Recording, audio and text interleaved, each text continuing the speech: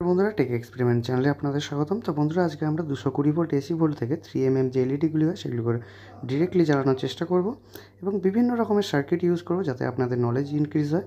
তো চ্যানেলটি সাবস্ক্রাইব করবেন, কারণ আমরা এই ধরনের প্রজেক্টমূলক ভিডিও এবং বিভিন্ন ধরনের ইলেকট্রনিক্স রিপেয়ারিং ভিডিও এই চ্যানেলের মাধ্যমে আনতে থাকি। তো বন্ধুরা, আমি একটাই কথা বলতে চাইবো, দেখুন, এক্সপেরিমেন্ট করতে থাকুন। এতে আপনাদের হয়তো কিছু লস হবে, কিছু পয়সা লস হয়ে যাবে, কিন্তু অনেক কিছু শিখতে পারবেন। তো প্রথমে 220 একটি রেজিস্ট্যান্স নিয়েছি।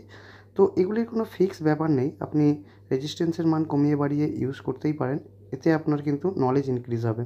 তো এখানে আমি নেগেটিভ পয়েন্টের সঙ্গে রেজিস্ট্যান্সটি লাগিয়ে নিয়েছি। এলইডির ছোটো লেগটি নেগেটিভ হয় এবং বড় লেগটি পজিটিভ হয়। তো লাগিয়ে নিয়েছি। এবার দেখুন, আমি এসি ভোল্টেজ এখানে ইনপুট করছি। তো এলইডিটি জ্বলবে, কিন্তু এখানে প্রশ্ন হচ্ছে এলইডি তো ডিসি ভোল্টে চলে, এসিতে কীভাবে চলছে? দেখুন, এলইডি নিজেই এক প্রকার ডায়োড। ডায়োডের কাজও এসিকে ডিসি করা, কেননা লাইট এমিটিং ডায়োড, এটাই হচ্ছে এলইডির ফুল ফর্ম। তো এলইডি নিজেও এক প্রকার ডায়োড, সেই জন্য এটা চলছে এখানে। তো এরপর আমরা একটি 4007 ডায়োড ইউজ করব। আপনারা বিভিন্ন ধরনের সার্কিট দেখে থাকবেন বিভিন্ন ভিডিওয়ে। আমি একটি ভিডিও সব কিছু কভার করার চেষ্টা করছি, কেননা যারা পুরনো ভিউয়ার্স তারা জানেন আমি এখানে কাজ করি, এরই মাঝখানে আমি ভিডিও বানাই।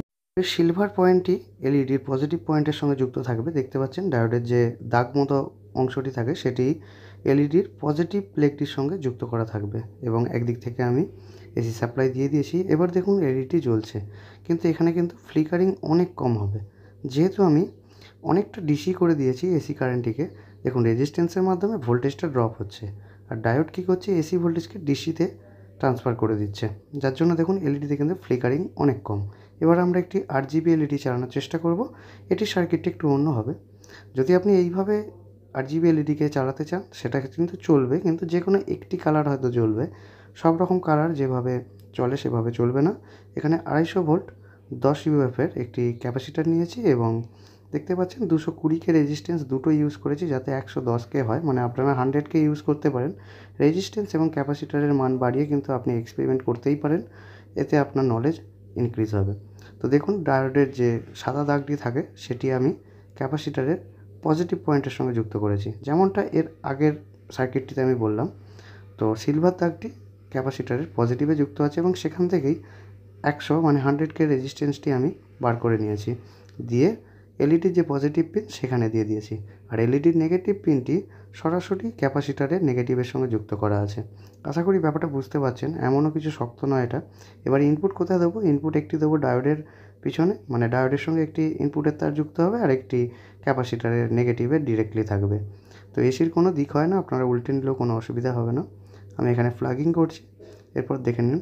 দেখুন, এলইডি কিন্তু বিভিন্ন কালার যেমন জ্বলে ডিসিতে সেইভাবেই কিন্তু জ্বলছে।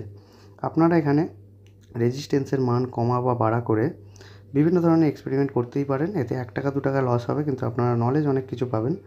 এখানে ক্যাপাসিটরের মান বাড়ালে কিন্তু কোনো প্রবলেম হবে না, বরং এলইডিটা আরও ভালোভাবে জ্বলতে পারে। 100 ওপরে আপনি যে কোনো রেজিস্ট্যান্স ইউজ করতে পারেন, একবার 45 ইউজ করেও দেখতে পারেন। এখানে দেখুন 6 বা 8 বা 10 যে এলইডিগুলি হয় সেগুলিকে নিয়েছি। এগুলিকে আমি ফুল ব্রাইটনেসে কীভাবে জ্বালাবেন সেটা একটা মোটামুটি বলছি। রেজিস্ট্যান্সের মান দেখুন 45 46 যাই হোক। তো 46 থেকে আপনি এর ওপরে যতগুলো রেজিস্ট্যান্স হয় মোটামুটি নিয়ে দেখতে পারেন। এক্সপেরিমেন্ট করতে থাকুন, এতে নিজেদেরই নলেজ বাড়বে। আমি এইভাবেই কিন্তু এই কাজগুলো শিখেছি। তো দেখুন আমি কানেকশান কীরকম করেছি, ঠিক একই কানেকশান হবে আগের সার্কিটের মতোই, কোনো ডিফারেন্স এখানে কিন্তু নেই, খালি রেজিস্ট্যান্সের মানটা সরেছে। তো দেখুন এখানে কিন্তু ফুল ব্রাইটনেসে জ্বলছে এটা। এখানে যদি ক্যাপাসিটার আমি ইউজ না করতাম তখন কিন্তু ব্রাইটনেসটা এতটা হতো না, একদম লো ব্রাইটনেসে এটা জ্বলতো। যেমন একটি ব্যাটারিতে জ্বলে সেইভাবেই কিন্তু এটা জ্বলছে, ফুল ব্রাইটনেসে জ্বলছে, দেখতে পাচ্ছেন আশা করি। তো এখানে ক্যাপাসিটারের মান বাড়িয়ে বা কমিয়ে কিন্তু আপনি ব্রাইটনেসটাকেও আরও বাড়াতে পারেন। তো এইভাবে এক্সপেরিমেন্ট করতে থাকুন, নলেজ বাড়াতে থাকুন। পরবর্তী ভিডিও আবার দেখা হবে। ধন্যবাদ।